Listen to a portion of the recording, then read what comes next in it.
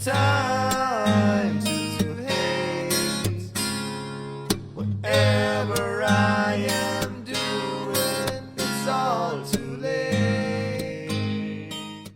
Okay, so well, today we actually decided on talking about trauma and sexuality, and then we found out this is a very, very, very complex thing, and it gets even more complex when you put those terms together, and not only because both terms are being widely used and in very different contexts, and trauma, I would even go so far and say, has become some sort of a fashion term in a sense, because you can hear it everywhere. I personally noticed it from social workers who are like, yo, trauma, not again, everybody's trauma, trauma here, trauma there. So this is this, and the other thing is sexuality, which plays directly into the entire field of constructivism, meaning that everybody is basically having his or her own understanding what sexuality is, not to forget, which is the main reason why it's so complex, because almost nobody talks about it openly. So our shared knowledge about sexuality and what I would consider the body of knowledge from a collective perspective, not to mention identity and all those things, is almost not existing. And so given that context, we figured we don't really we don't really have a very good angle here to work this thing. So we might want to start with some personal experiences concerning sexuality. And since I mean, I for myself definitely am a trauma patient, I would say, although I don't even have a very clear understanding what this trauma is, to be honest. Because if I had an understanding, because that's part of the understanding term in my understanding, that's a complicated sentence, isn't it? If I had this clear understanding, I would know what to do, and I don't. So there's still a lot of stuff out there that's haunting me, kind of. And one of the experiences I had was recently that I went to actually a sex party, not a sex positive party or a naked party or a play party or something like where everybody is just like really open. No, it's a designated party for meeting strangers, and that the intention of having sexual intercourse at that night is really high with everybody who's participating. Not necessarily with everybody, but very high. I think I have to say first that my dealing with sexuality, with my personal sexuality, with my personal sex life, really goes back to the point where I noticed, okay, I don't actually have experience. I haven't slept with a woman until I was 24, and then I was already in therapy at that time. No, was I? No, wait a minute. No, I wasn't. Sorry. See, so I wasn't. So I really had no real understanding of my psychological background, if you will. Mm-hmm. And then later on, I noticed that I really, because I don't know myself, I really need to have experiences. Or to quote one of my therapists, said like, Mr. Klaus, you have to find yourself in situations. You have to. I last time used the word try yourself out, but you said that's not a term you would be using.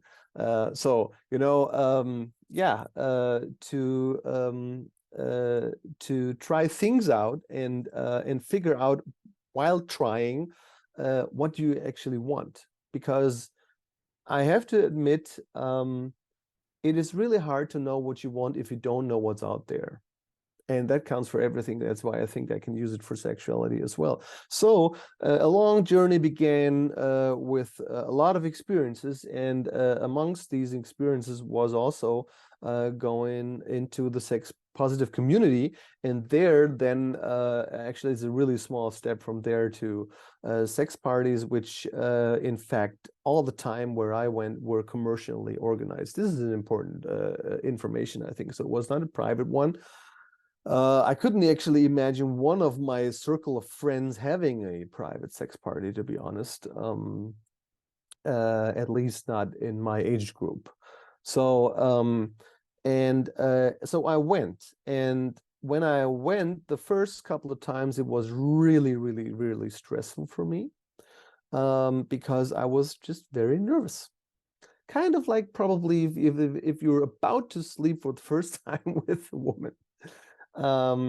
Okay, so the interesting thing now is, and this is where I want to stop then, that this last time when I went, which was a couple of days ago, I realized that I want to make it different now, number one, which had to do with a lot of psychotherapeutical experiences and learnings and personal growth and you name it. So I now have a connection to myself that helps me being guided in terms of, okay, this is okay, this is not okay, this is what I want, it's not what I want, and this is how I get there.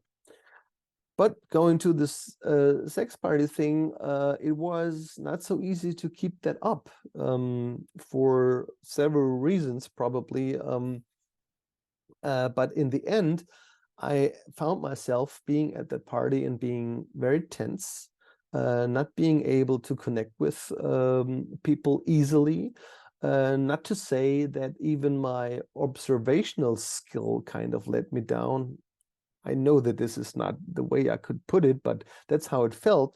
What do I mean by this is I usually observe very well, or used to, as part of a survival trait, what other people did in what situation. And then I kind of repeated it in a sense, or try to understand what's going on, then make it my own. And it doesn't work in that situation. It didn't work in this in that sex party situation. And I'm kind of baffled why, because I went with a friend, and she also has a traumatic background, but was able to just like indulge into the whole scene and let go. Actually, in fact, in a way where I envy her for, because that's what I would like to do. Just uh, approach people.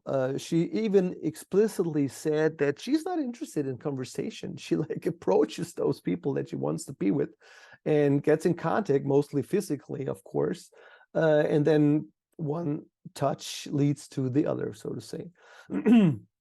Okay, now I can't, and I'll leave it at this for the moment, because there are other issues that play into it, or that make the whole picture. But the basic thing is that I felt I can connect, and of course I was wondering and asked myself, okay, how much does that have to do with my traumatized background and my trauma that I'm carrying around, and would there be a light at the end of a tunnel to overcome that at one point? Dr. Pomerink. Do you want me to share my clinical impressions, or do you want me to share my own personal experience? No, that was just a very weird way of handing the word over to you. Oh, okay.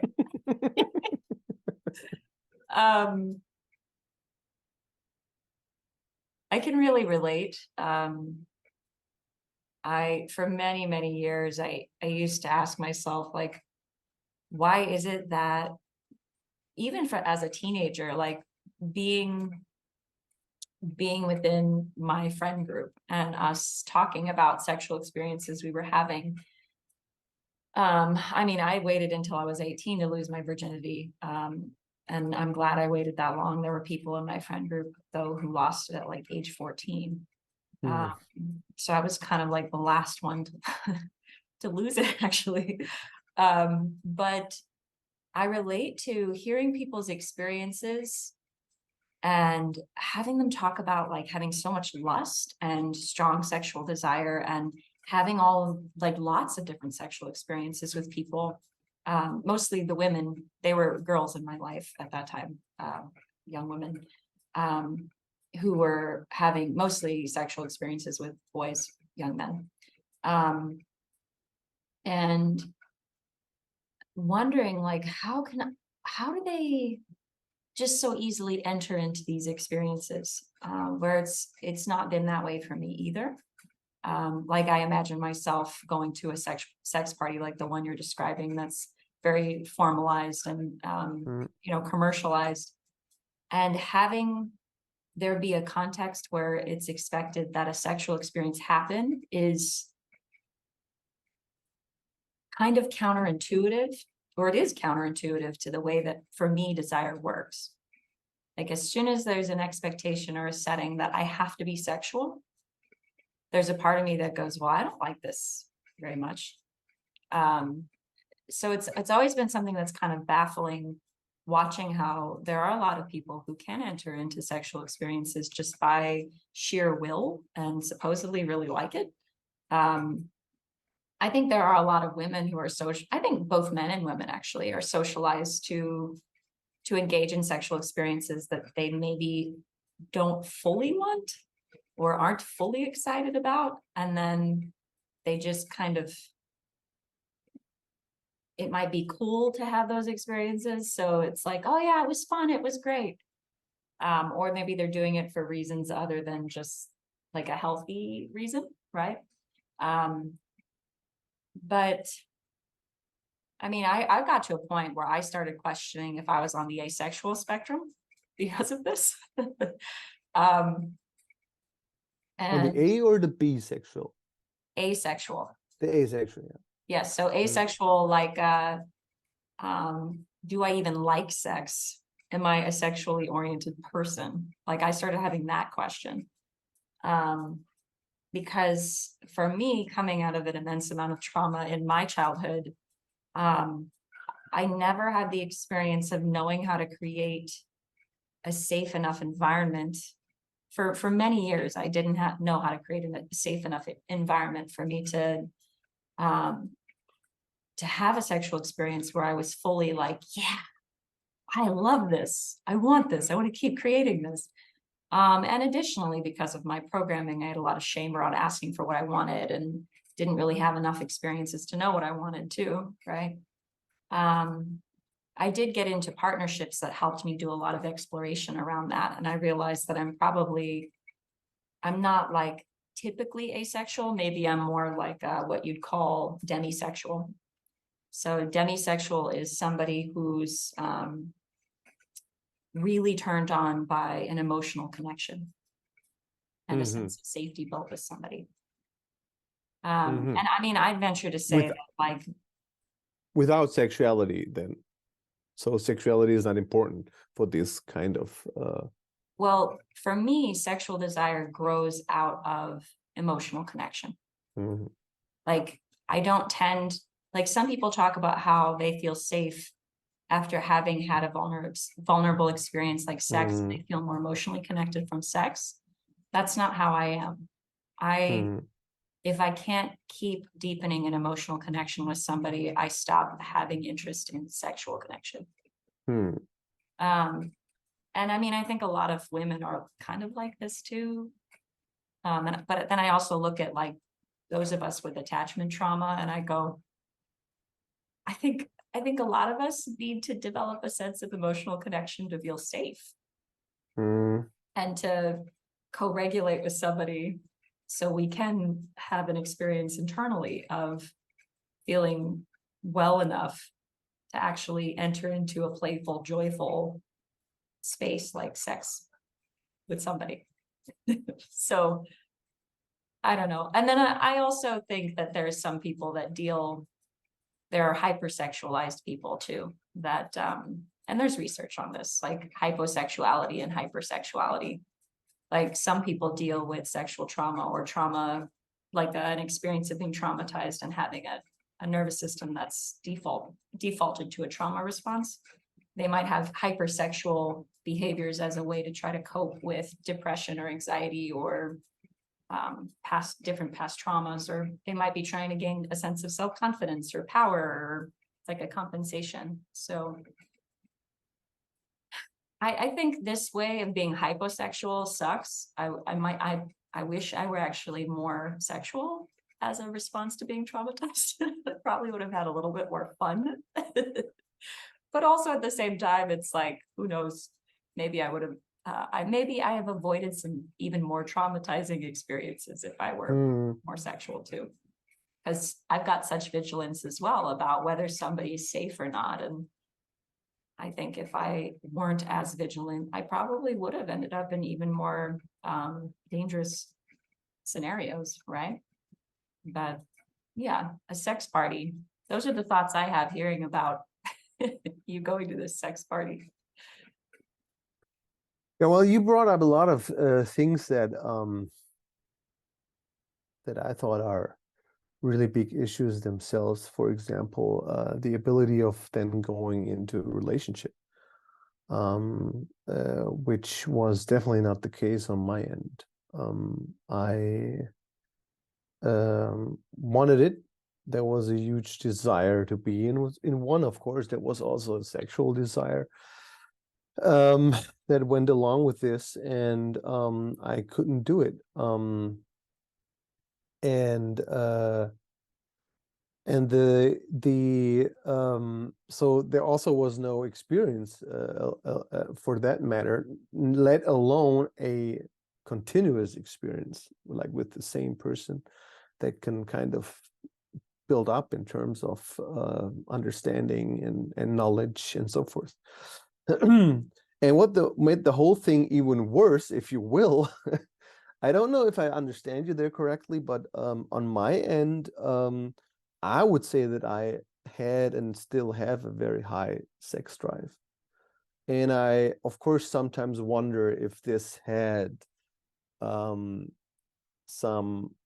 compensational character to it. In other words, that I'm trying to compensate by sexual activities, be it by myself or with somebody else. So so this is the one realm, so to say. And the other huge realm, that's what you brought up, what I heard at least. For me, these are definitely two huge realms. So the second one would be shame. How shame being really, really, I mean, I think shame is probably the assholes among the feelings, because I would say shame has the best tactics in order to be there, but you don't realize that it's shame. So it's hidden. Yeah.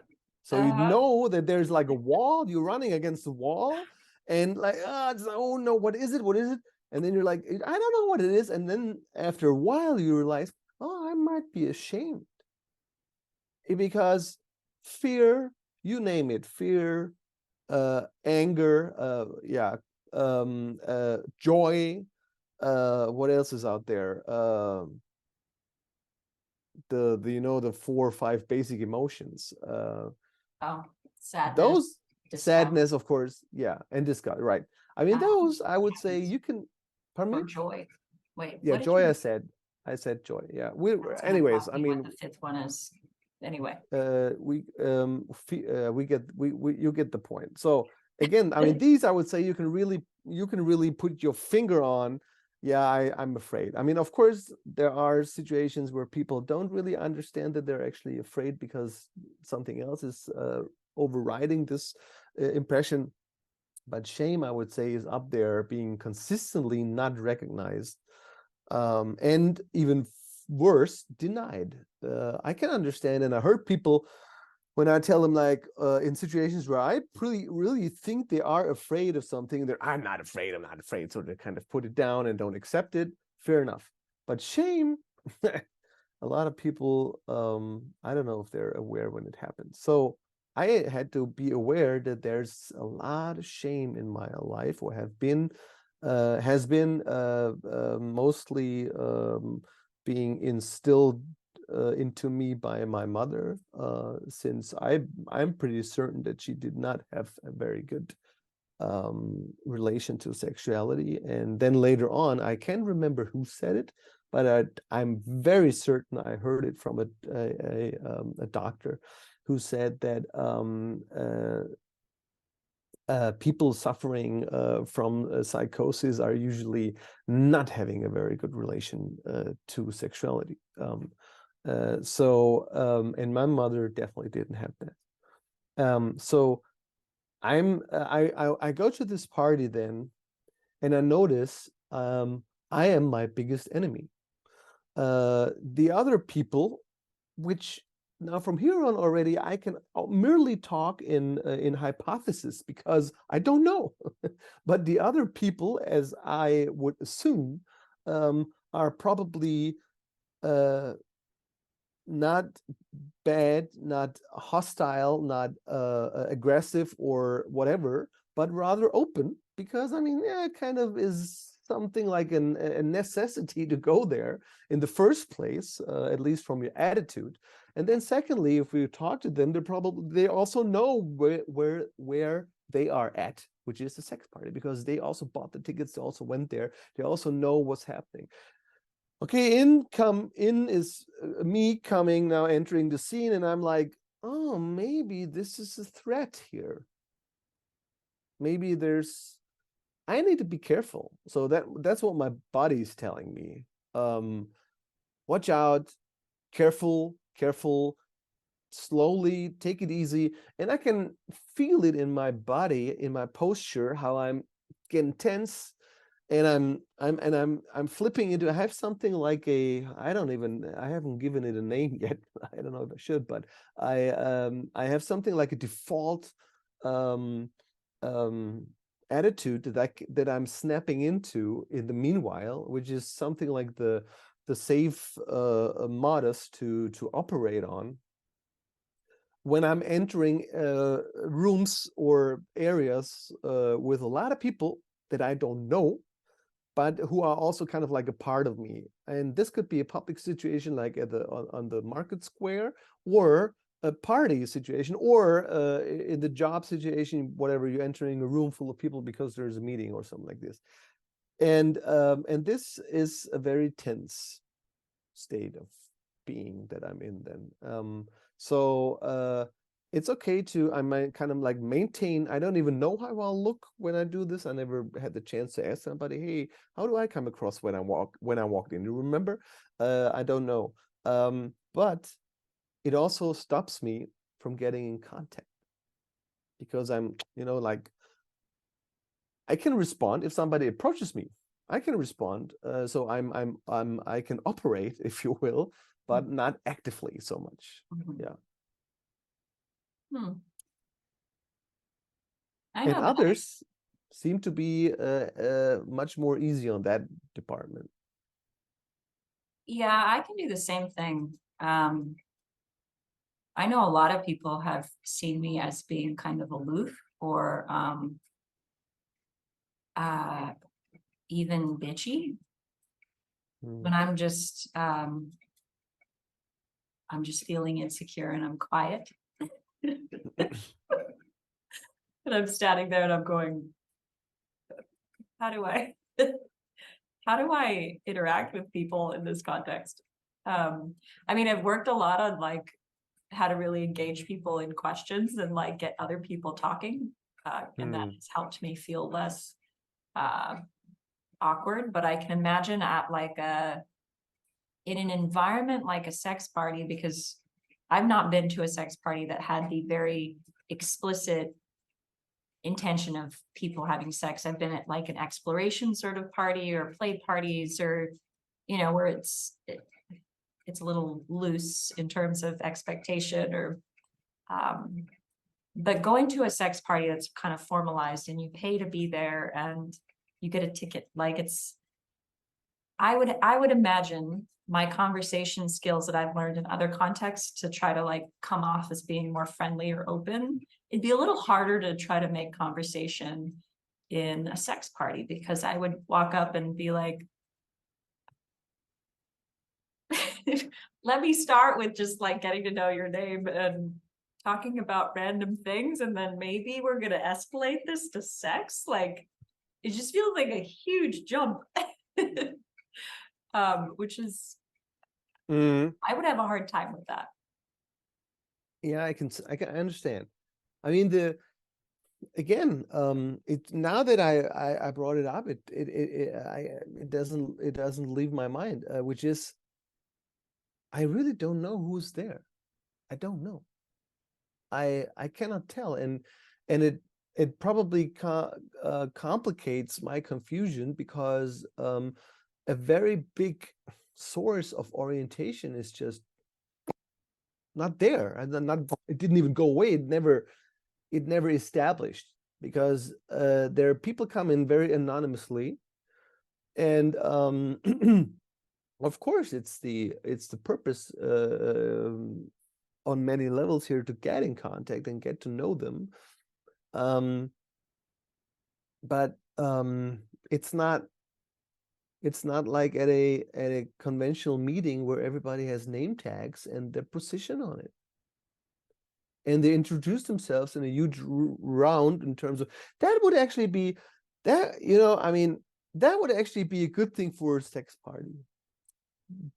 What's the word, like get to know each other games, Icebreaker games. icebreaker Call games, icebreaker games. Yeah, Yeah, I mean, yeah. icebreaker games. See, now that I think of it, I mean, in the preparation of this episode, I was suggesting that we should talk about how can you set up the perfect sex party for traumatized people. And I think that's why I wanted to put this down, because I think we're probably touching these issues no matter what. So in the end, I will write a manual about how to make the perfect sex party for traumatized people. Yeah. So I cannot. I go there, and I know there's to me at least, it feels like a threshold that I have to take in addition to all the other thresholds that I'm bringing in myself. I mean, I know it's most of that stuff is on me. And speaking of thresholds, there might be another threshold which is not so very specifically attributed to sex parties, but it also plays a huge role here, which is role expectations. Now, what do I mean by this? You go to these parties, and you more often see the scene that the ladies are there, they're doing what they're doing. Is it sitting around sipping their champagne, or eating something, or talking to somebody else? Or also happens kind of like curiously just looking around the room, right? And browsing the rooms that are there at this establishment. So and on the other hand, the male role is different. You see more males sitting themselves next to a woman, or putting their body next to the woman, either horizontally or vertically while standing up, and then doing the famous first step, either by saying something. And of course, at these sex parties, it more often than not is a physical approach. So they're like sitting there, and then checking out the vibes of the table, and then there's the woman or the girl sitting there, and then they're like touching the knee and blah blah blah, and checking out, is that okay? Because I mean, that's another thing, speaking about educated guests, a no is a no. So if the other person, I mean, could also count for a man. It's not that it's only the male situation, but they would agree on, yes, okay, you don't want it, it's fine, I'm leaving, or I leave I don't do this anymore. So this is what you see more often. And sometimes there's, of course, also the more active, proactive woman, and which I got into a situation, or these are actually the situations that happened to me because I'm doing shit. I'm not going to anybody who I like. I browse the room and I look like, okay, this is so. Number one is I overcame my shame in the meanwhile by admitting to myself, because that's already a huge aspect of shame, to admit to yourself what you want, because a lot of people don't do it because of shame. They're not like, yeah, you know what I find really hot is like, oh no, I can't talk about it. So in the meanwhile, I'm at least able to say, like, okay, yeah, I like this woman, I like her, I find her attractive, and so forth. It's not that it's like the room is full with these people, but it's there. But then I'm not doing anything. I'm not going to them. I'm not approaching them. Right? You wanted to say something? Yeah, go ahead. When you decide that you like different women, are you making eye contact with them and like giving you any indication that you might possibly be interested? Or is it more just like you do the scan and because you're feeling awkward, it's sort of like, okay, I like them and I hope they come up to me. Is that it? Yeah. Because I do that too. Like, sure. I get, usually if the more I act like you don't exist, it's either I don't like you or I really like you. Yeah, I see. I know what you're saying. Okay. Well, first of all, I'm not doing the turtle strategy. So I look around, I'm getting aware who's there, and then trying to get aware of my feelings, and trying to sort out the shame, and then get through to, yeah, I like this woman, although my shame is telling me that I cannot admit it. And then a second, more architectural aspect comes into play, which is these are not the brightest of places that you go to. So it's not always clear if the other person sees your eyes when you look at them, right? It's dark. Oh yeah, I figure they would have mood lighting. Yeah, there is, but it could also be darker. Let's put it like this. So of course this establishment is really, it's a very prestigious kind of place. They believe they belong to the top tier of German clubs in that department, and I think for a reason.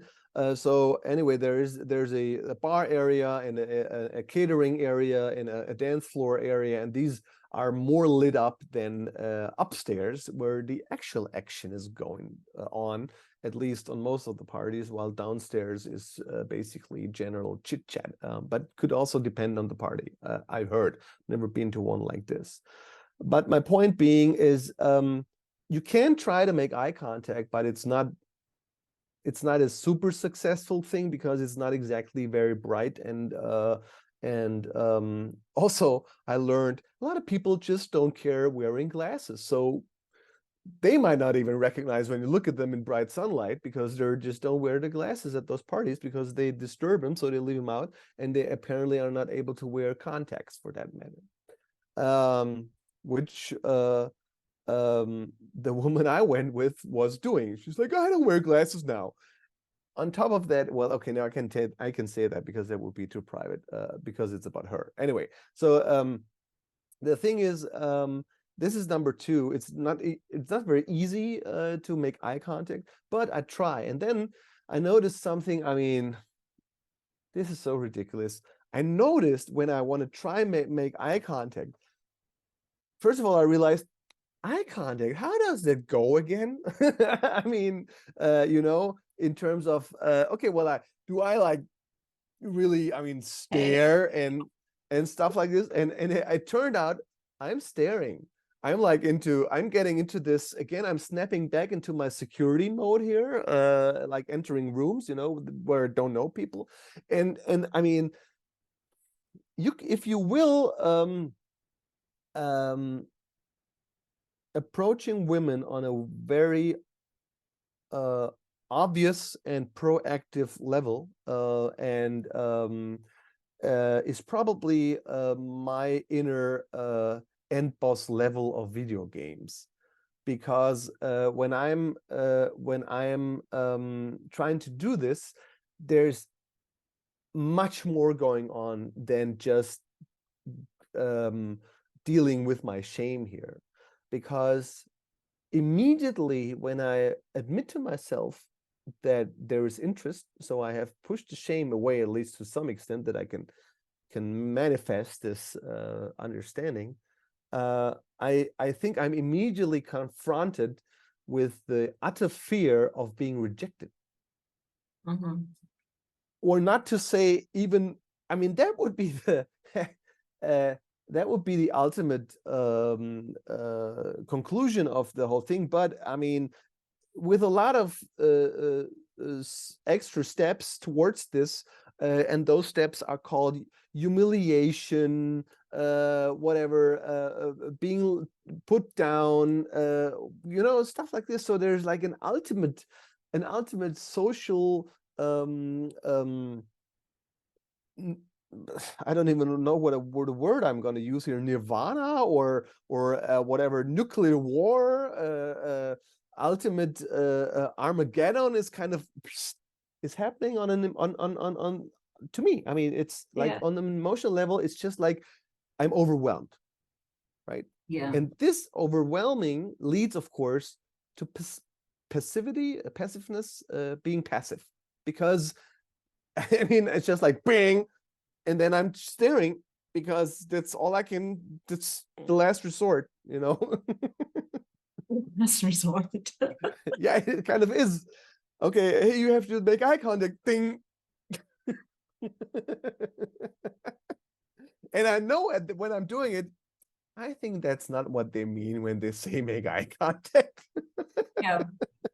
You know, there was one party I was at that was with, so I went to a Buddhist sort of hippie school in Boulder, Colorado for my undergrad program, Naropa. And I had a class and classmates that I got very close to because of the nature of the class. And in this class, we never made plans to get together to have it be like a makeout party, but there was a period of time where we would all get together and just like make out with each other in like this heap of bodies, make out and like touch each other. Men, Across, women, yeah. everything. And how old were you again? we were, I think I was like 21, 22 at this time. Interesting. And I felt very safe with this class, like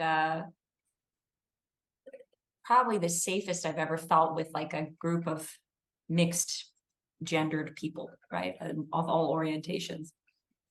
I was 22, 20, yeah. I don't remember, whatever. We had several gatherings, and then there was even some people from other classes that started coming too. So it started becoming bigger, but it would primarily be us.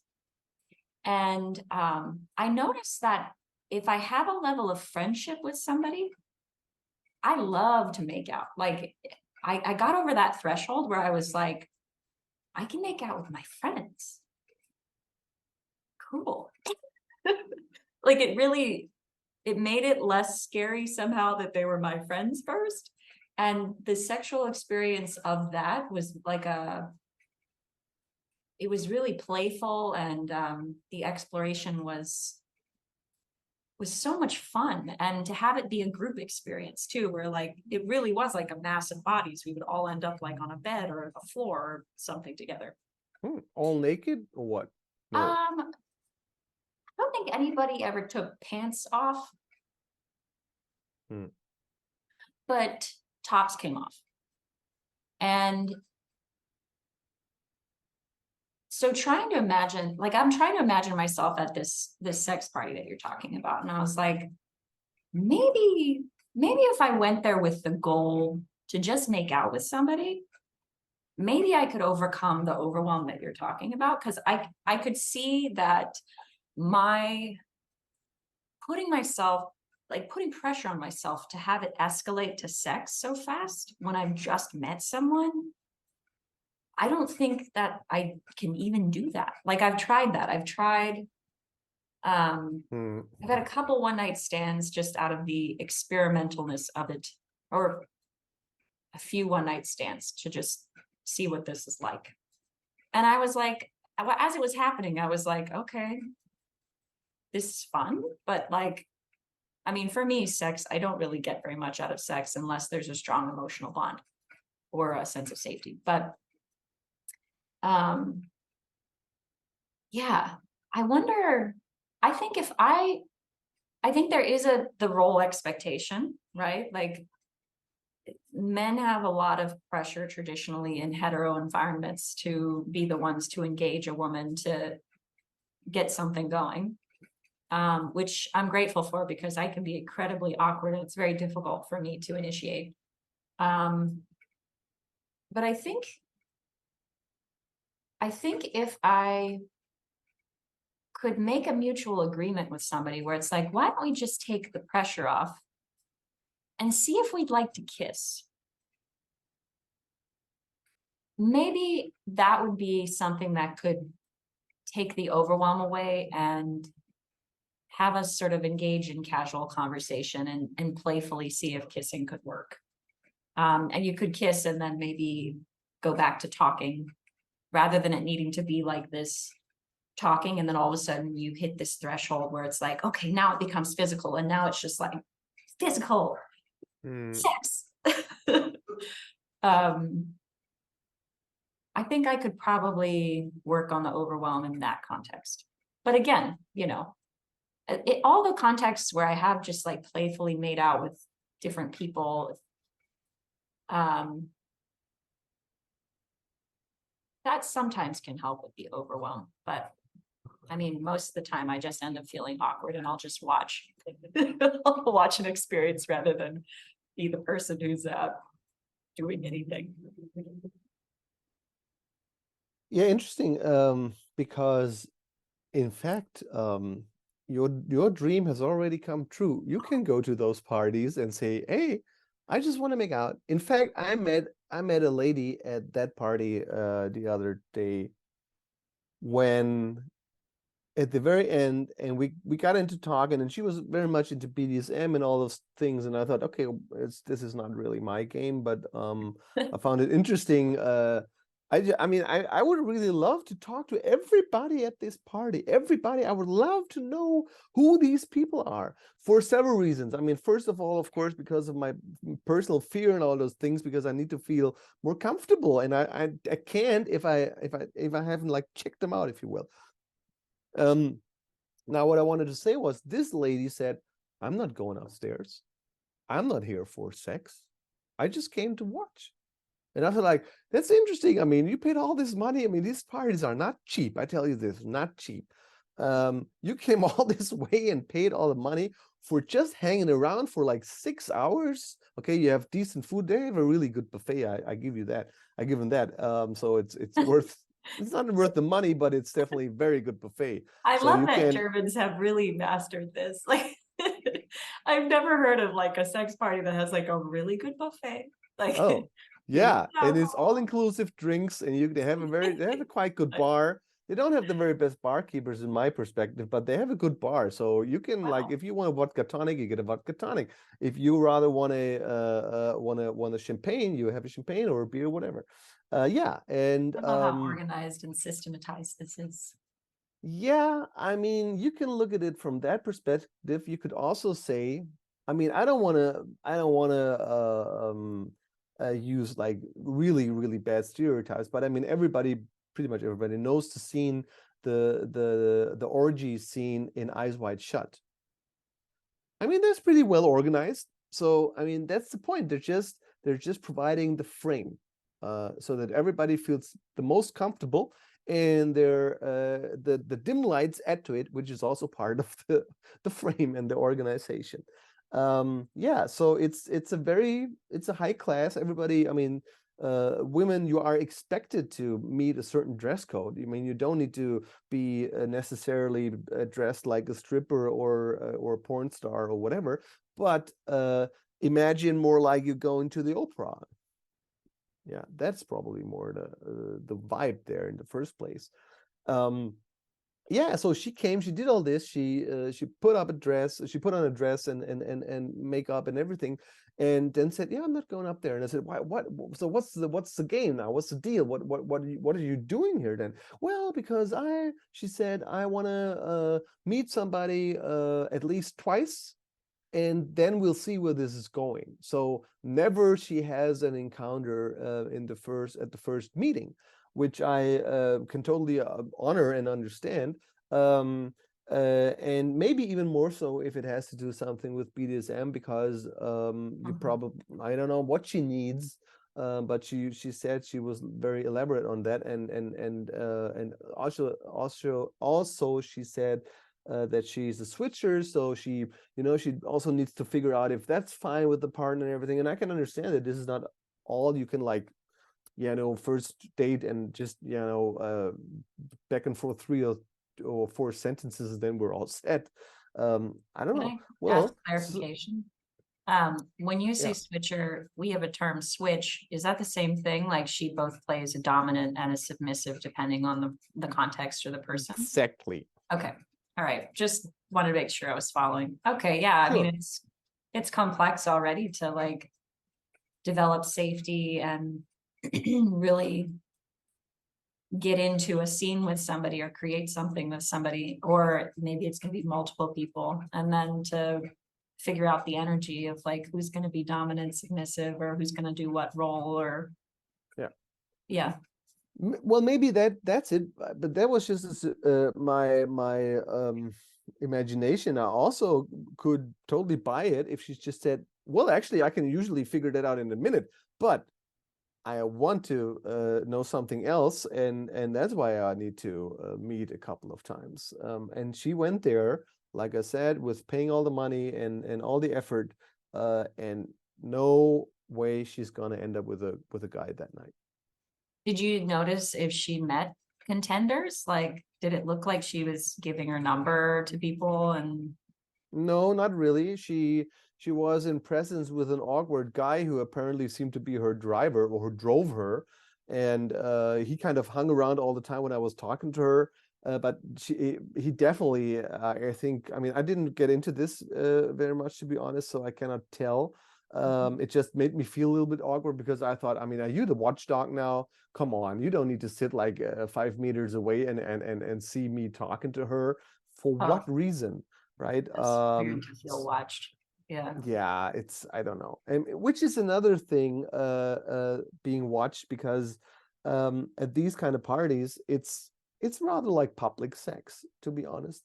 Yeah. There might be some private parts in that apartment or in that establishment, but private parts. But you definitely will be observed at one point or the other, right? And this is also something that I'm having a little bit trouble with, to be honest. So if it ends up with if you end up with a woman there, the chance is high, especially at that party where I was at, and it was just a coincidence that it happened to be this one, because that's what my friend picked, and it worked out date wise. So the thing is that when you end up with a woman, and at that party there were more men than female, because it's called like a Herrenüberschussparty. That's a German word, which basically means man surplus party. That's how I would translate it. So there are more male than females, right? Interesting. So that women can have the experience of more like gangbang situations. So multiple guys and one woman, and which is also not exactly my game, to be honest, because I'm like, what's this dick doing in my face now while I'm doing it?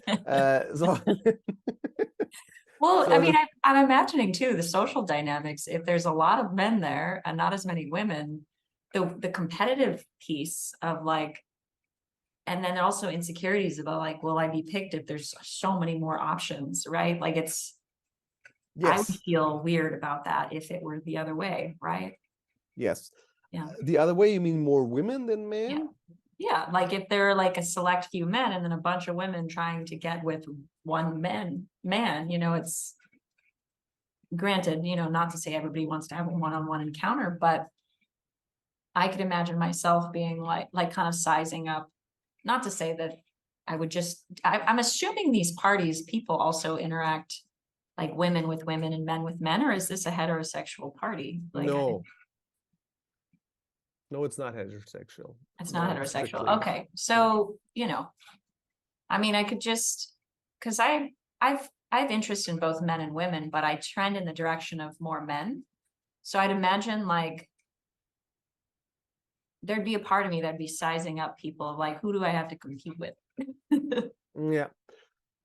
Yeah, I mean, another issue that goes into the department of I don't know what the others are thinking, because on my end I have to it's definitely there that I'm feeling like this is a competitive thing now.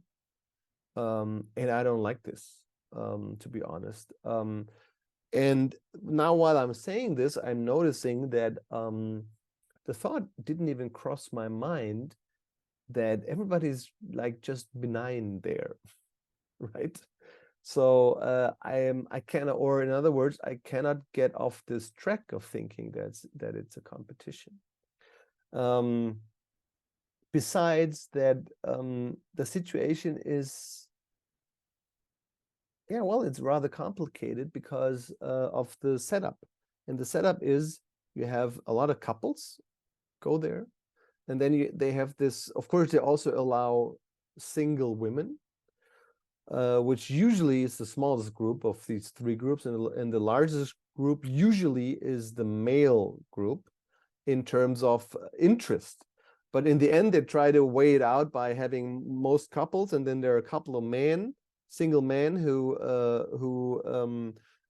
raise the amount of males there, and then they let in as many. I mean, single women you can't have enough, so to say, because they're so rare anyhow at these parties. They're always welcome.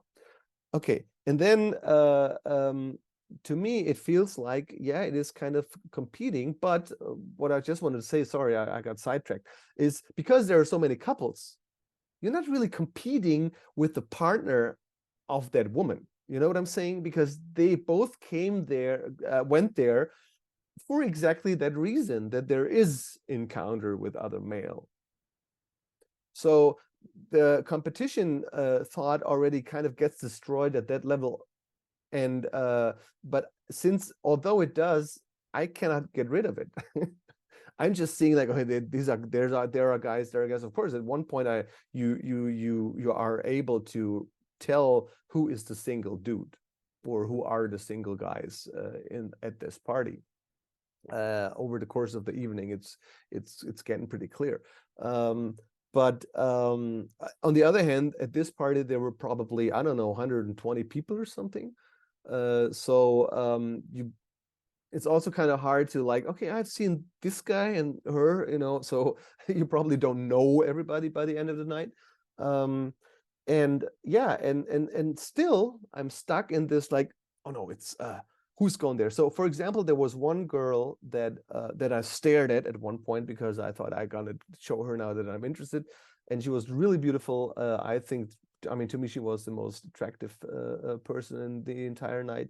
And I walked to her, and then I laid my hand on her back and like kind of stroked her a little bit, like hey. That's brave. And yeah, see, that's me. That's like the first time I ever did this. Good job. Yeah, thank you. I'm very proud of myself. Well, nothing happened because they were just about to get dressed again after they had their first share of sexual activities in one of those rooms.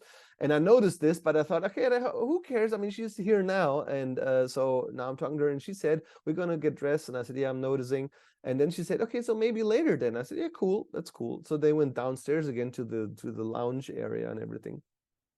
And then later on, I went downstairs also. And then they were sitting with another guy at one of those cocktail tables. So there were 3 people, the couple and the other guy. And then I thought immediately, I can't do it. I cannot go there now.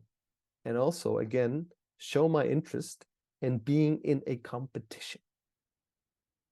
I would have went there if they were by themselves. At the same time, I didn't really feel that the guy kind of looked at me like I'm welcome. So I think I have my antennas up in terms of, okay, what kind of signals am I getting? I have no clue if I'm interpreting them incorrectly. So if they're more negative than they are or more positive than they are, I don't know. I would rather tend to say they're probably more positive than they are, but I'm not convinced, and that's why I'm not going. You know what I'm saying?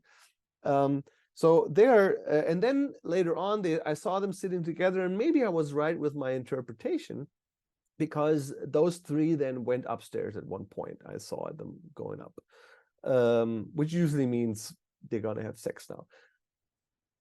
But okay, this is something else. My point being basically that I was so intimidated by this competitive thought that I didn't do anything. Yeah. You know what's interesting, speaking of a competitive thought, even just in environments like dance clubs or random parties, as I've gotten older, I've definitely felt like my capacity to compete has decreased. Like I have less confidence in my desirability. And I mean, I think socially as women, you know, we hit 30, and I know in American culture, we hit 30 and it's like we get the constant message that wrinkles and, you know, signs of aging make us less and less attractive, or that the guy always goes for younger women. That's just like what we learn. So That's what you mean by capacity. Okay. yeah, like, you know, if I'm at a club and most of the people at a club are going to be in a younger age range than I, you know, like people who are between 20 and 35, basically, or maybe 20 and 30. And I go in there, I'm like almost 40. I'm just like, okay, well, kind of, I'd imagine if I saw, I'd be sizing up the other woman, to get a sense of how old she is, right? Does she seem younger? What is her physicality like? All that stuff. But yeah, it's hard, like the competitive piece, to feel, I don't know, to feel confident to go up and pursue something further. But I mean, already you going up and making contact and just seeing what sort of feedback you would have gotten was great. Yeah, man. You know, and I mean, if she had responded in a way that was like really affirming, then maybe you would have felt more confident when you saw them later, right? Like Probably. and if the guy had been like more welcoming, right? So Good maybe point. you know, your signals, you didn't get enough of a like yes from them. Yeah. I mean, you know how it is with social experiments. You don't know because first of all, you can't repeat it, and secondly, there are so many factors. For example, yeah, like you said, if it was somebody else with a different mindset, with a different perspective towards me and everything, then the same action would have caused different consequences, maybe, right? And this is, I think, probably one of the reasons why I'm so, I mean, there's definitely one body part of mine that's going to get fucked at those parties a lot, and that's my brain, because I'm totally like blown after this party, because there's so many things that I have to process that are keeping me busy mentally. Like, for example, what was the situation with these guys now? Would have they been interested? What did they think? You know, I mean, simple things like this, but it's so there's such a high uncertainty on my end, Yeah. that I feel the urge, the true desire to understand what happened there. Yeah. How was I? How did the other people perceive me? What did come across when I said this or that, or did this or that? How would have they responded if it was different? Blah, blah, blah, blah, blah. All of this. I mean, you could tell, like, yeah, don't overthink it, don't overthink it. Right. I mean, I agree with this. It's a lot overthinking from a certain perspective. But on the other hand, this is probably part of the trauma.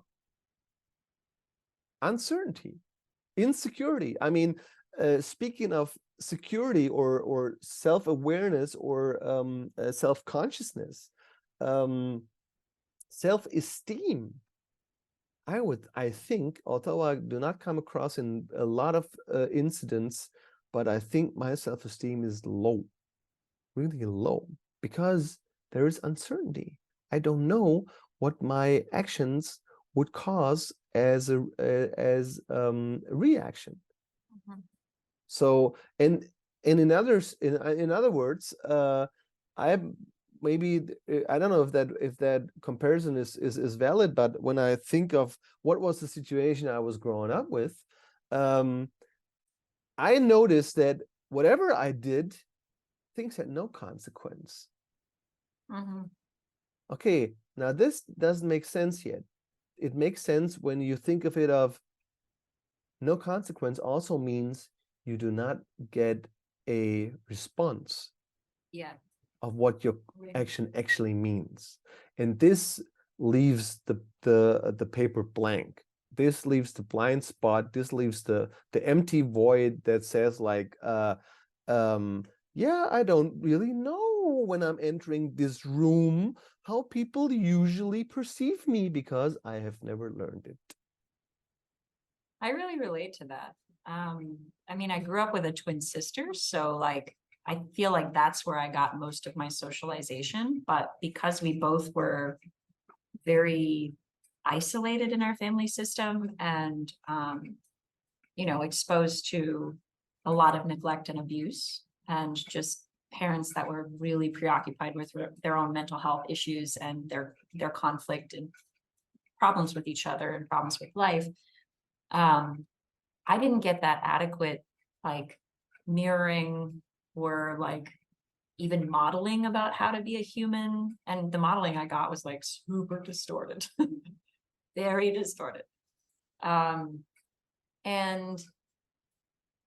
that's another thought that I've had during this conversation too, is like the uncertainty piece for me with trauma is the same. Like, I've had to do so much work as an adult to try to build a sense of identity and understanding of like, how do people actually experience me in different contexts or settings? Because I have my own intentions and my own sense of what's normal to me, but that comes out of an environment that was extremely abnormal. And, you know, like and I mean, even with my sister, because we were exposed to something so abnormal, it's not like we were the best forms of mirroring for each other.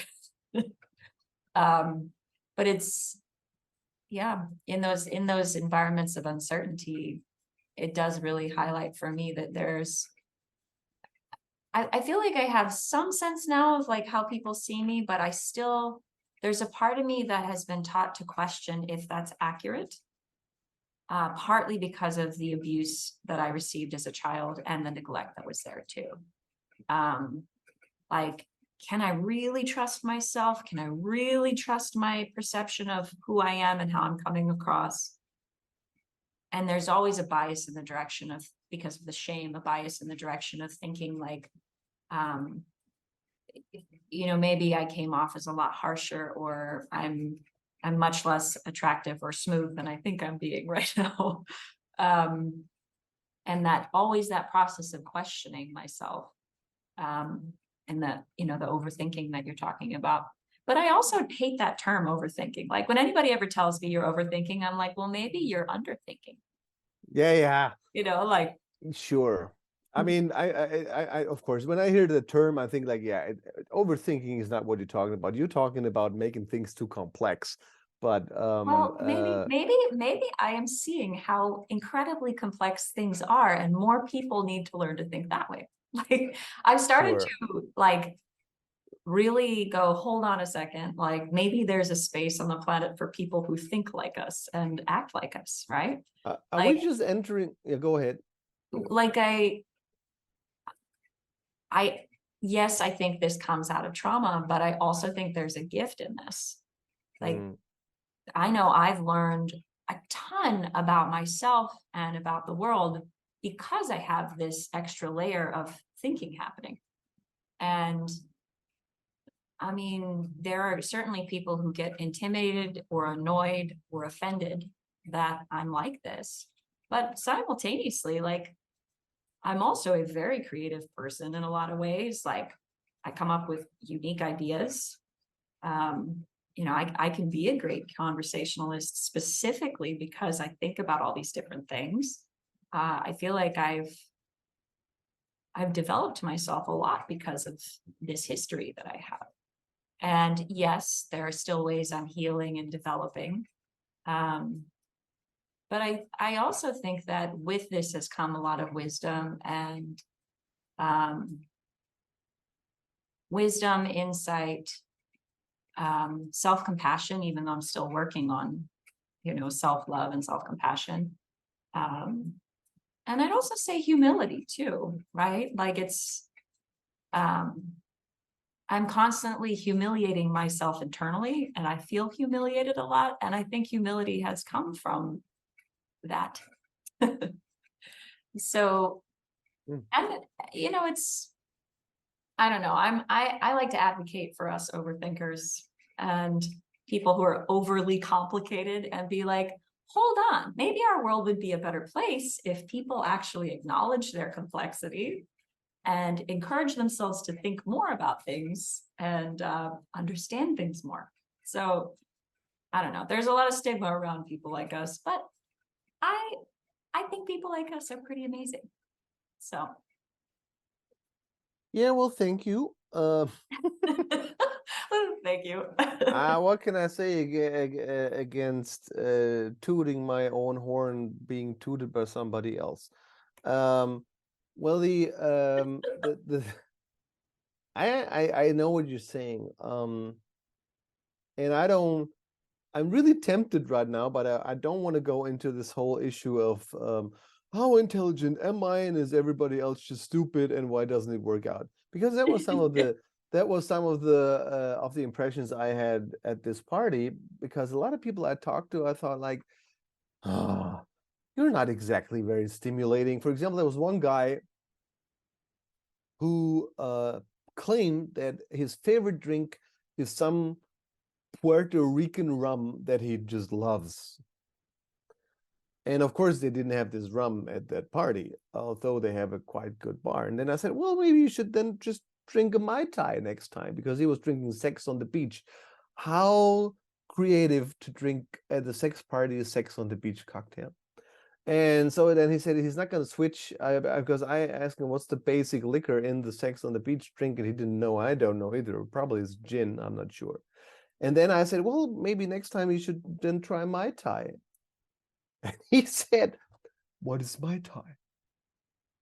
And then I thought, wait a second, you are a rum drinker and you don't know the most famous rum cocktail in the world that's probably on every like decent cocktail menu, isn't it? I mean, hello? Yeah. I mean, I Okay. don't drink very much. So initially when you told me this, I was like, what's in a Mai Tai? But I mean, if I was really into but you rum, heard it. I probably You know, heard just the like I really term. love tequila, right? And mezcal. Exactly. And I know the drinks that I have that in there. tequila and Sure. mezcal. Yeah. Yeah, but you heard the term Mai. He didn't even hear the term Mai Tai. I mean, I did grow up in a tropical place. Doesn't matter. But I grew up in a like non-tropical place. I know Mai Tais are very Mai Tai. popular. Yeah. Very popular. And not to say not okay, I'm looking for a German phrase here. Anyway, mostly also because they're so strong. That's some of the fame what they're famous for, because usually people when they drink it they throw up. So this was a big guy I was talking about. I thought he can take some Mai Tais over the course of an entire night.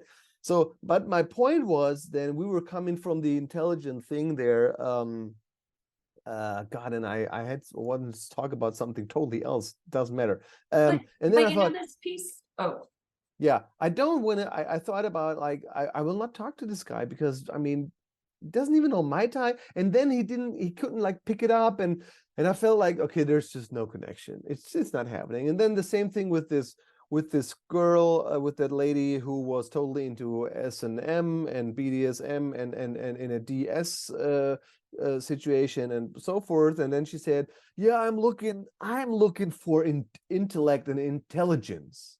And then it turned out she doesn't even have her high school degree. mm, And then I thought, I mean, I'm not. See, this is not the road where I want to go down. Like, yeah, all the stupid people, and that's the reason why I can't connect. Because at the same time, and that's what I wanted to talk to you actually about was, or what my actual reply was, when you said like, yeah, I'm having all these understandings of things and everything, and I'm thinking, it also sounds a hell of a lot exhausting. Because I mean, while others are just indulging into the situation, just go with the flow, our synapses are like bam, bam, bam, firing away, and keeping us busy on so many side wars, so to say, that I actually feel like I'm not really there. yeah. Because I'm participating through a wall of glass. And this wall of glass is this like processing what else is going on there instead of like just going there and rub that woman on the back. Yeah, I mean, I think there's a happy medium that those of us with trauma need to find, right? Like how to be really present, but also Exactly. accept the fact that like we are more complex. We are very complicated people. Yeah. And, like it's okay I'm still learning for myself the standard of like, how much social engagement do I need, or how much intelligent conversation do I need before I feel like I want to keep connecting with somebody? Or, I've tried, for instance, I've really practiced a lot at having small talk and just being okay with small talk and enjoying just an encounter that's whatever, right? Because I used to be so against small talk, but actually for me, it was like a defense against, like it was another way I put distance between myself and other people based on insecurity, right? And, small talk is a great way to slowly get into deeper encounters with people. But at the same time, if I'm having an interaction with somebody and I've tried, we're engaging and it feels kind of stale and there's nothing that's really making me feel very passionate and I'm asking questions and the conversation keeps falling flat, then maybe it is an issue of a mismatch in intelligence level or mismatch in values or mismatch in whatever way. But I think it's okay also to have a standard of like, wow, this person doesn't seem very intelligent, so I don't want to interact with them. Sure, but I mean, but you were praising the overthinkers, and I'm totally with you on that one from the brain performance perspective. But what I'm highlighting is the more the physical effort and maybe also emotional unbalanced or more balanced, whatever point of view you're taking here, issue that's happening there, and which means I mean, I envy these people who are like, going into the room, reading the room as people say, and then getting in contact and not being overly busy with things that are not so important at the moment. Honestly, I mean, that's my point. So while we're totally occupied, I mean, preoccupied. I'm already occupied before I enter the room. Yeah. So this is preoccupation by definition. I already have the whole thing going before I step my first foot in there, and then there's even more happening, right? And then I'm thinking, I mean, it's actually like being in a wind canal and then waiting until this kind of slows down, because until this thing is down, and this thing, of course, is more complex than just thoughts. That's why I mentioned like the even balanced emotional levels here. Then I can interact on a more proactive level. I don't say I'm there. I never got there the entire night. And I envy these people who are, I mean, of course, not everybody is like, yeah, easy going. And maybe that's also what I noticed when some of these women are standing there like statues and, okay, I don't know, will we be talked to or whatever. Maybe there's something happening also, but again, I don't know who Yeah. these people are. So yeah, and this is the thing. I'm sorry, just one last sentence. This is the thing I thought about when I hear the term overthinking. I'm always thinking about this. Yeah, in fact, I'm actually tense right now. Right now. No, when people are saying this to me, don't Oh. overthink things, then I immediately, I mean, I hated this too. Like, why are you under complex? But in the meanwhile, I'm thinking, yeah, in fact, I'm tense. My overthinking, what this guy is taken as being, as me overthinking, is actually me being totally tense, and that's why I'm doing it. I look at the contexts where I overthink, and it's literally because I'm feeling unsafe.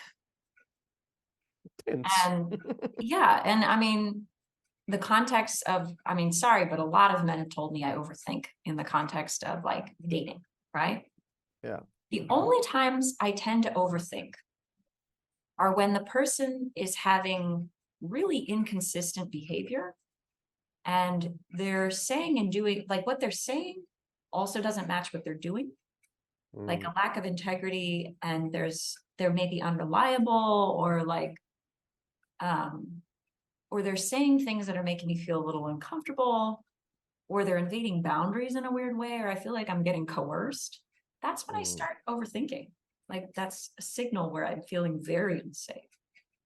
And like there's different levels of overthinking, obviously, but I'm talking about the like this level that I think is just like, Sure. and to be told by somebody you're overthinking, it's like, well, let's look at this from the context perspective, right? Like this is an environment that would trigger a lot of people to overthink. This isn't a dynamic that would trigger that for a lack of safety for a lot of people. And a lot of people do You mean the different sex things party? to compensate for feeling unsafe too, right? Like you and I, we do the overthinking.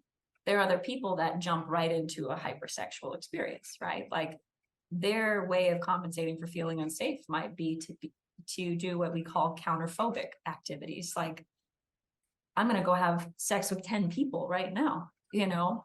And then I also think about how the group that end up at a sex party, right? You think about how self-selective this is, right? So you have people that show up there who are either counterphobic around sex, and they're trying to maybe overcome the anxiety or the insecurity through going for it. You've got the people who somehow naturally have, this has become normal for them, like it's an orientation at this point. And then you've got the people who do feel phobic and are trying to like, are in a growth mindset, and they're trying to overcome something or discover something. And I feel like those are like the three types of people that I tend to see at like, well, I can't say at formalized sex parties because I've not been to one, but at parties where it's like stuff like this could happen, right? So, you know, also the fact that you even paid the money and you got there and you got over the the resistance to being there shows that like you actually have a pretty amazing capacity to work with feeling unsafe. Like the fact that you could do that, you know. And so I think there's such a thing as overthinking, where we have no capacity to like deal with ourselves, and we come to there's like an overthinking combined with like a inability to self-reflect on like you're in so much fear that you wouldn't even consider doing something different, and you're very mired or stuck in your very specific way of seeing things. And then there's the overthinking where it's like, I can observe my overthinking, have a curious position with it and challenge myself, right? So, I hear you saying that you're kind of, in a sense, imagining that other people have more capacity than you. But I mean, when you compare yourself to the overall population, I think you maybe have more capacity than you're giving yourself credit for to end up at a party like this. So it's, I don't know, I just want to highlight that because I don't know. I've had a lot of invitations to sex parties where you pay. They're different. They were sex parties in the US. There are different types of parties. Some of them were BDSM parties. Some of them were just like more based on like partner swapping or swinger type parties. And with like Burning Man community. And the reason at the end of it all, the reasons why I decided not to go was because I was fearing that I would run into a client because I've worked with in the past, I've worked with a lot of clients who are in the BDSM community and are also in Burning Man community. So there's my overthinking of like, oh, what about this? What this? And then also the fact that like, I literally think I just overthought it too much. So I was like, I can't get past the barrier of investing money in this, having to meet the dress code, do all these different things for preparation and get myself there. So, I think you've overcome a lot of your overthinking just to get there. Well, thanks for complimenting my ability to go into situations where I'm unsafe. And when you said that, I thought, but isn't it kind of sad that I'm bringing myself into situations a lot of time in which I'm feeling unsafe? Or in other words, again, how much energy does that cost to be in those situations when you're feeling actually unsafe? So I am feeling unsafe, and I would agree on this even with that recent party.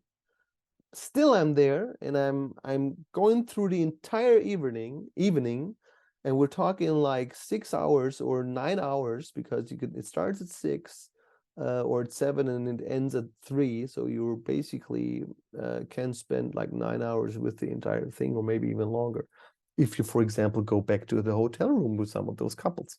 But I never get to this point where I'm totally fine. So this energy output is there over the entire night. And then I was wondering, why does somebody who actually would then lose a lot of energy and not feeling safe, in other words, going into a situation he actually does not want to go to, why does he go still? And then I thought about something else that totally plays into our issue here, which is who am I from a sexual perspective in biological terms? In other words, what is there? Because I mean, I don't know what defines sex drive, sexual interest, sexual activity, sexual activeness, so to say. But I can imagine that there is a strong biological part to it, which usually can be measured in the amount of hormones in your blood. I mean, I have no clue about my testosterone count or whatever, but my point being that when I look back, I actually had a reputation in my high school of being this one dude constantly talking about sex, and I still have it. It didn't wash off, and I gained it again now at the school where I'm at now. Oh, Chris again, sex and everything. And then I was like, okay, what is it? Is it because I grew up in this situation with this mother and everything. Nobody talked about sex and so forth.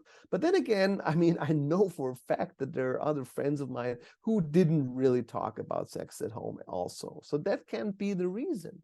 And then I realized at one point, no, there is, besides all the fun thing, you know, making fun of it and or teasing people or whatever, crossing red lines for a purpose, just to pep things up a little bit or whatever. No, there's an utter desire to understand it and get deeper into it and so forth. And then up to the point where just recently, or that only is a thought that's not older than like 2 years or something, where I thought maybe if I hadn't grown up with all this shit that I'd grown up with, I probably would have chosen a profession in sexuality, whatever, research or I don't know what, because there's an honest, genuine interest there from my perspective. You still could go into profession about sex. Okay, let's talk about this later. But thank you. My point, you know, I'm just trying to depict the picture a little bit. What is there that makes me go there? So there's a strong, I feel drawn to these situations, although a lot of things speak against it. I mean, and of course this whole insecurity and unsafeness thing is probably at the core of what would be a threshold. But then we also named our other issues already, like the people are not fitting. I can't connect. They're you know, this guy doesn't even know my type. Blah blah blah blah blah. I mean, this is all other factors that are not exactly, you know, having actually public sex, being observed while having sex by other people interfering. Then there's this competition thing, blah blah blah, that has nothing to do with the sexuality. So in its core. Or at least not, yeah, it still makes me feel unsafe, but I'm going no matter what. I'm going no matter what. And I wonder, maybe there is also some natural drive in a sense, right? And not only, okay, I have to compensate my fear, but there's a huge push factor in a sense. Yeah. Yeah, I mean, I don't know. I don't know either. I think individually we all have a unique set of things that pushes us to be interested in sex or avoidant of sex, or just to have apathy around sex. I wouldn't say everybody's avoidant. Like I do literally think there are people who are asexual. Sure. Myself, Yeah. sort of. I believe that too. But, I mean, it just makes sense. yeah. You know, just as like the needle can also go down to 0, like it is can go up to like 100 with other people who are like totally driven all the time. You know, I once had a therapist. I did a lot of in my 20s, I did a lot of work in therapy with different therapists around my sexuality and my sexual desires, as well as understanding just the different things I was discovering about myself. And you know, my therapist said to me, you know, a lot of people with trauma really have a strong desire to have this sort of union experience with somebody else, because there's a type of sex I was looking for that was like a deeply passionate, connected sex. And she said that a lot of people with trauma look for this type of passionate union experience because it's a way that they finally feel connected. Like they're looking for this space of connection that they were sorely missing in childhood. And you know, I still kind of hold that question, if that's part of what has really led me to have this. There's been times in my life where I've been very obsessed about finding a very specific type of like intense sex, whether it be like in terms of BDSM or just like lovemaking or like deeply emotionally connected sex in just a regular way, a vanilla way. But You know, I wonder about that. And then also, I mean, she had a bunch of other things to say that I ended up disagreeing with. So, you know, we all kind of have theories about it. But I do wonder if maybe that's a drive too, right? Like you didn't feel connected. I know I've spent a lot of my childhood feeling deeply disconnected. And there is something so deeply satisfying about the intensity of union or connection that happens in the sex that I really like, the sex I look for. Yeah, interesting. Very interesting, because when I entered this sex positive community, I believed to find a group of people that has something not, and that is shame. I was hoping for encountering a community that has welcoming open arms and low thresholds and being very easy to connect with, because there's no shame. Now, this did not happen. It turned out that when you go to a German sex party, the German thing still stands, which means people are standing around looking at each other, not really talking to each other. It takes a long time till the ice melts, so maybe we really need some icebreaker games. And then I was at a sex party once. It was privately organized. They had a something like a little hut like in the garden where they had a bar in, and I was sitting at that bar, and across the bar were two couples chit-chatting the entire evening. It was 1:30 in the morning. One of the guys looked at his watch and literally said, "Oh, it's already 1:30. We better get started now." And then they started making out. And I thought, like, this is the opposite of going with the flow sexual encounter. I mean, if you want a scene to depict German having sex, this is it. Oh, it's 1:30. Let's get the motor running. I mean, yeah, this is not what I want. And thank you for this insight, because I was not aware, I didn't know about this fact that a lot of people with trauma actually looking for a deep connection in the sexual connection. And I was thinking about this when you were talking, because I had this picture in my mind beforehand, and I wanted to ask you, in fact, what is your mostly desired sexual experience? And I figured out that yes, I'm looking for a situation where I can live through the day, like my typical perfect Sunday fantasy is like live through the day with a woman I love, and we're just laying around naked on the couch and whatever, consuming whatever, and then it's just like sex, eat, and go to the bathroom,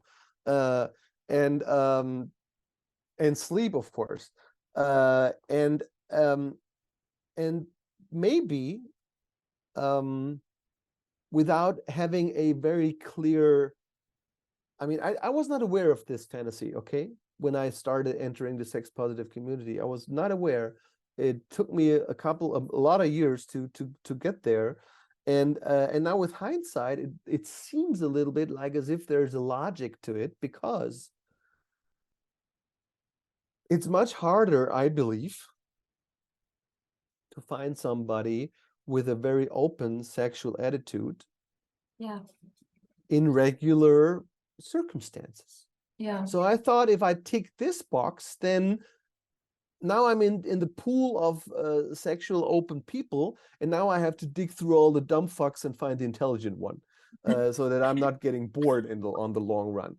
Whilst the other way around is a little bit more complicated, because open sexuality might not be as prevalent as I think, or maybe it is, and I'm mistaking this one. Because on the other hand, I also noticed that there are a lot of people who are very sexual, but they're not having an account on one of these platforms. Yeah. Because they can they're already satisfied with what they're doing, and they don't need like the entire world out there. They just have their partner, and they're doing what they're wanting. And because when I say being open sexually, I'm not meaning, I do not mean what most people I believe think, oh yeah, experiments all the way, go to the extremes. No, that's not what I'm talking about. What I mean is that I'm feeling safe, and here's probably the connections to the trauma. I then feel safe to come forward with whatever is on my mind. Yeah.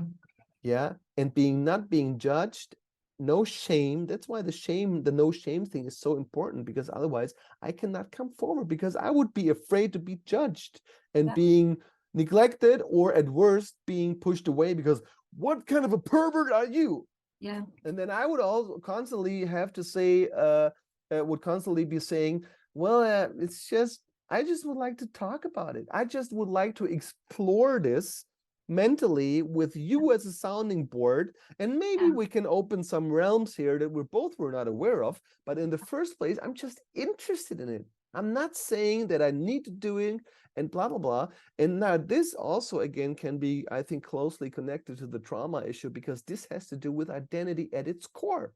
It Yeah. is, who am I sexually? I have no shit clue. So I need to talk about it. And Yeah. and for this matter, I also have to go into areas. First of all, of course, they interest me from the bottom of my heart, but areas that you might think of, well, there's a little bit off the beaten track there. Yes, it is, but I don't give a shit. I would like to do it because I want to feel safe doing it. I hear you. I've gotten into all sorts of situations for the same reason. Like I want to challenge myself to grow and discover who I am and to heal. Yeah, I mean, there was a piece that came up with what you were saying just now. I've done the greatest sexual exploration in the context of a committed partnership. Like I look Makes at all sense the to different me. experiences I've had where it's been casual, or a short fling or whatever, and people I've selected because they seemed very open. But still, I don't get to the level of depth that I'm really searching for unless I have a partnership. And I do think it's because of the safety piece too, right? And it can be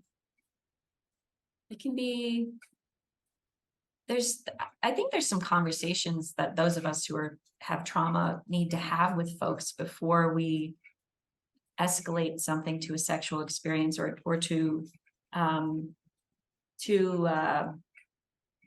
a relationship even, that can help with our sense of feeling safe and can also help us get a sense of it if the other person is open and would be into sexual exploration. Like for me, I found if I bring up the topic of kink and somebody goes, ew, I'm like, okay, well, I'm never Yeah. having sex with you. Or, Yes. if I bring up the topic of like abortion, like that's an important thing for me. If somebody believes that I shouldn't have a right to get an abortion, I will not have sex with them. Especially if they don't think that if they get me pregnant, they're going to take care of that kid with me, right? That also shows like a closed-mindedness, not mindedness in my eyes, around like gender roles and body autonomy and not being able to have nuanced conversations about sex and sexual health and all that stuff, which I think also I've found a high correlation between that and a closed-mindedness around sex in general. Like people who also won't talk about getting STD tests. Like I found this for a lot of men, especially if I talk with them previously about like, have you been tested? And they go, no. I'm like, you're an adult and you've never been tested. Interesting. Okay, what is in that for you about not getting tested? That doesn't make me feel safe getting with somebody who does not take care of their sexual health or isn't willing to face the fear that can come up with taking care of sexual health.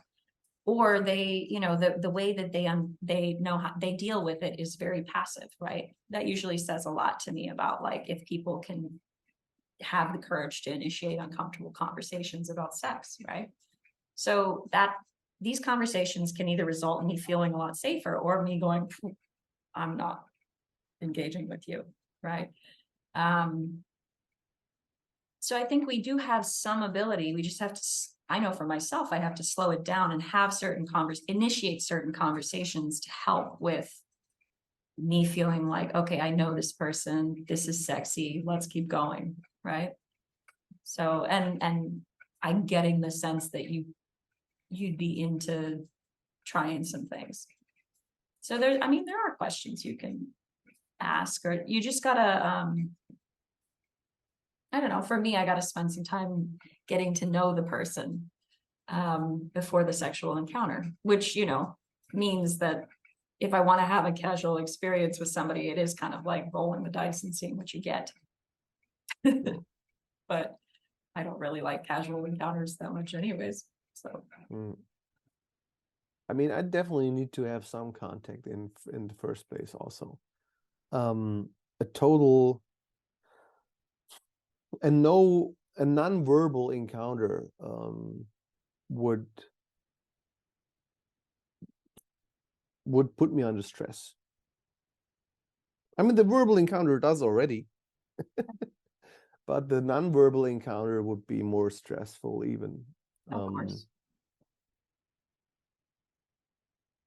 Yeah, and when I look at it from that perspective, I feel even more alienated towards the other people there, which I believe because I read some things or some comments or what people are doing, and I notice this is not me. This is this whole I mean, there's still a very widespread besides all the feminist movement and emancipation and everything. And I witnessed it at this party. I mean, sure. Okay, sorry, I'm too many thoughts ahead. So first of all, on a superficial level, you could say, yeah, the women are more in an object role there, and the male are more the active subjects who act and decide what they're doing. And now this is, of course, where now the theory is getting kind of flawed because, like I said, when the woman says, no, I don't want this and so forth, then there is a limit. So the ultimate power is at the woman here, which of course is that's how it's supposed to be. And at the same time, you can still see that there seems to be at least some kind of manifested attitude of these guys that are like, yeah, okay, I'm taking exclamation mark the woman now. I am taking the woman now, right? And this is something I cannot relate to. And I wonder, and I'm up to the point where I'm just baffled. I'm just like, I don't get it. I don't understand how these people are like this, how they can be like this. How do they kind of coordinate this with all the other expectations that being brought to them in terms of, like, you know, be a modern man, be self-aware here and so forth. I don't know. I mean, I haven't talked to them, and this is something, again, this is an utter honest interest I'm having. I would love to interview all these people who went to this party, like each one of them for at least like half an hour to understand, where are you from, what are you doing, why are you doing things like this, are you aware of why you're doing things like this? I venture to say a lot of people aren't very aware why they're doing things like this. Of But course not. I can tell you, for me, when I'm treated by a man in most contexts that he's taking me and I'm an object, I'm like, get the fuck away from me. Like, my immediate response is like, I do not feel safe with this person because they are not reading the nuance of my signals, and they're not like they push something to a point where like it's hard, it starts to cross over the boundaries around consent. And for Sure. me, like if I'm in a relationship and it's within the agreements that we've made and I trust this person, then I'm like, yeah, okay, let's get down with this. But like, honestly, when Well, wait a strangers second. meet each other, Wait a second. Did you just say that if there is trust and everything that you just said, then it's okay that the man gets this attitude? Yeah, okay, I want to take you now. if it's Is that what within you just? the agreements that we've set up, Yeah, like, sure. yeah, yeah, Sure. totally. There's a time and place for it. But I mean, I've seen it a lot of, like, for instance, I have a lot of clients who've talked to me, actually, about male clients who've talked to me about yeah. experiences that went wrong when they were acting it from a dominant space, because that's kind of what I'm hearing, like a more dominant forward space. And that's where it gets tricky. Like there's actually a lot of violations that happen because men take on this position and they don't have enough relationship with a woman to like actually have that level of entitlement, right? And there's some women that go into a trauma response where they freeze and they just let it happen. And it wasn't necessarily what they wanted, right? But Sure. because the man was so forceful, so I hear you about wanting to have the confidence and like to like, hold that energy. But at the same time, like, it's refreshing to see a man who goes, I want to have more of a conversation and actually see if you're okay, or like if you Yeah, sure. want this, I can see that, but I have to. I think we need to really be careful of not mixing up two situations, because the one situation that I believe you're talking about is out there in the wilderness, everyday life. Of course, if there's a man coming up like, hey, I'm gonna take this woman, I mean, I would say legally there's probably a rape, right? But when we're talking about this party, for example, so here we have an interesting setup, and that is, like I already said, the men are aware and knows a no, and they know they will get thrown out immediately if they don't obey to the wish of the woman there, and back off, or don't do anything that they're not supposed to be doing. So this is there, and it also sheds a light on what we actually where we started off, and that is the complexity of sexuality. So yeah, you can have this, I am the active male guy and I take the woman, but I also know what a no is a no. Yeah. Which seems to be contradictive, but it's not. It's possible, apparently. Well, I think the problem though is a lot of men also don't know when a yes is a yes. Like that's the problem, is they're looking for just a no. And sometimes if you're pushing hard enough and you're waiting for someone to say no, there can be an invasion of boundaries. Okay, Whereas, like a lot of men are not reading for an actual yes, like a enthusiastic yes. Yeah. And so that's the piece I'm talking about. Is like, even in sex parties or environments where it's understood people are going to be sexual, I think the nuances around consent, a lot of people still don't give enough time to understand how that shifts from person to person. And I mean, this is me thinking of it in a very complicated way, but like, it's. You mean you're overthinking it? Well, no, I'm not overthinking. Maybe everybody else isn't thinking about it enough. Well, I think I was just trying to get at this interesting, almost like a play situation, because okay, I mean, nailing it down to a very, very, very rudimentary picture, the guys go there and play the rapers, and the girls go there and play the raped, in terms of, I'm passive, 5 guys on me, and the guys are like, yeah, okay, let's fuck the shit out of her. And they have a conversation beforehand, just so people who are listening are clear. They have a conversation beforehand where that is the agreed upon scene. Right? I mean, like I said, the term rape now is totally over the bounds, because this is not what's happening. There's no rape play going on. But if you're looking into this direction, that will be the ultimate extreme, Well, right? I've done that before, not with a group scenario, but I've Mm. done play rape before, and it was Yeah. you have to for me, I really we came up with together the terms of consent, safe words, everything. Like Sure. it was very planned out. Sure. Which helped it Okay. be something that we could do. Sure. Okay. I understand this, but this is not what I mean. I think I let me rephrase this. I probably by bringing in the rape term was making things difficult or complicated.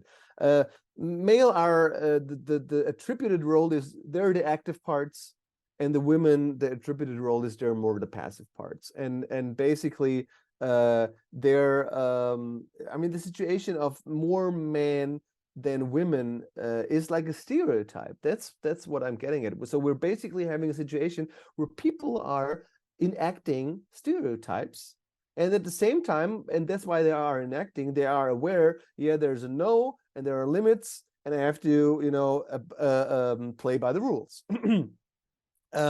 Which then is a little bit of a contradiction of the stereotypes because there's no rule. And I'm just why I find this very interesting is because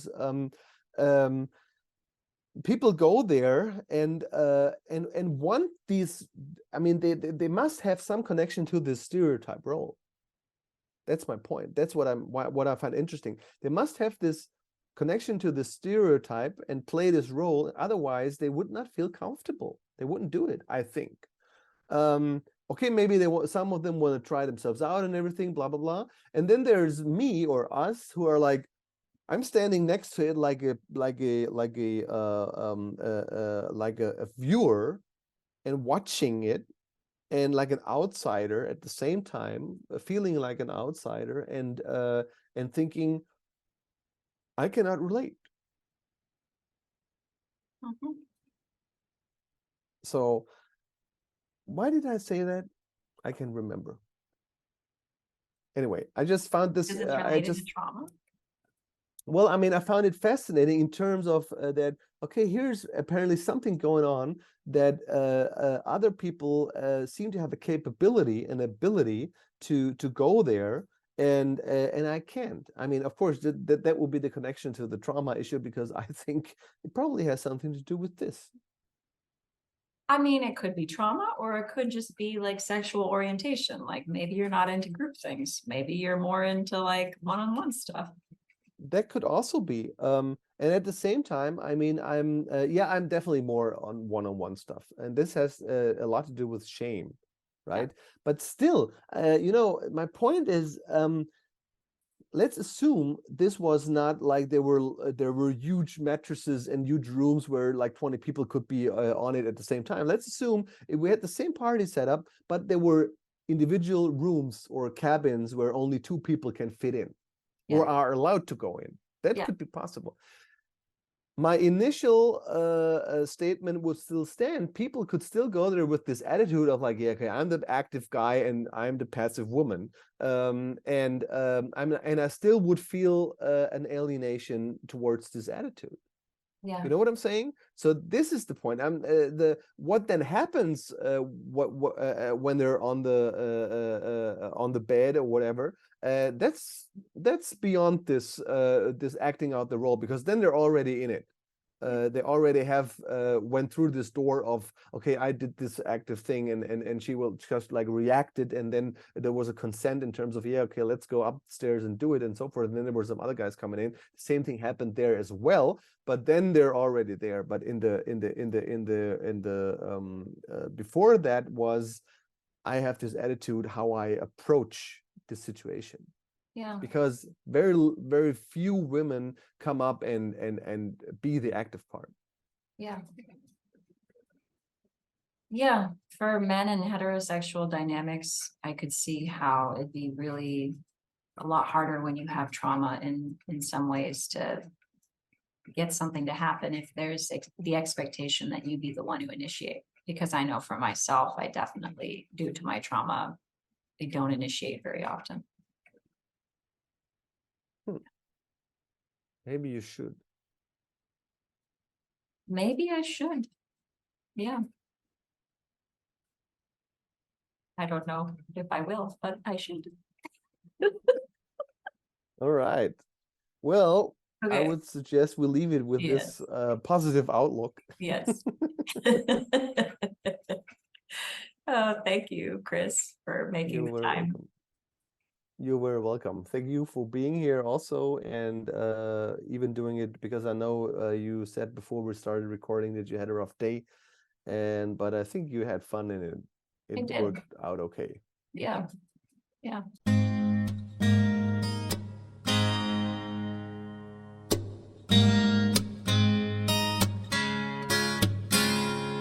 No time to love, no time.